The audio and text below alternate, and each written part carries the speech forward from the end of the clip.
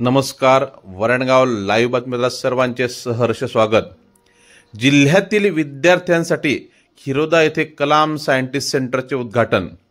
Raman science technology foundation India व जनता शिक्षण मंडळ यांच्या संयुक्त विद्यमाने रावेर तालुक्यात खिरोदा येथे कलाम सायंटिस्ट सेंटरचे उद्घाटन करण्यात आले.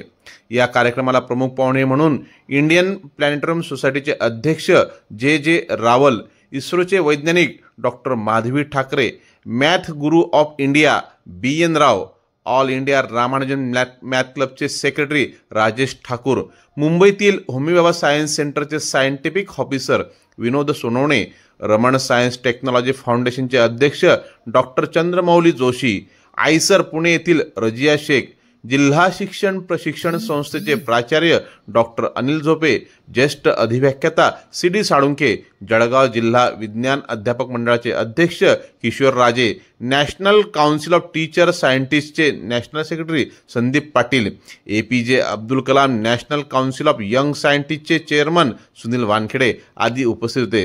कार्यक्रमाच्या सुरुवातीला धनाजी नाना माध्यमिक विद्यालयाच्या विद्यार्थ्यांनी स्वागत गीत व ईशस्तवन सादर केले.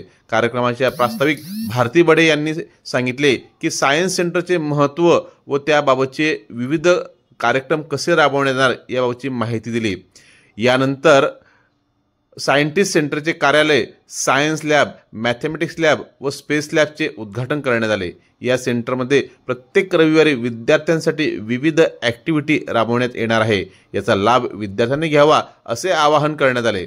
कार्यक्रमाचे सूत्रसंचालन मनीषा पाटील यांनी तर आभार सुनील वानखेडे यांनी मानले. दुसऱ्या सत्रात परिसरातील निवडक 100 विद्यार्थ्यांसाठी ॲक्टिव्हिटी करण्यात आल्या. यामध्ये गणितातील 2D शेप असलेल्या आकृत्या 3D शेपमध्ये तयार करून त्याची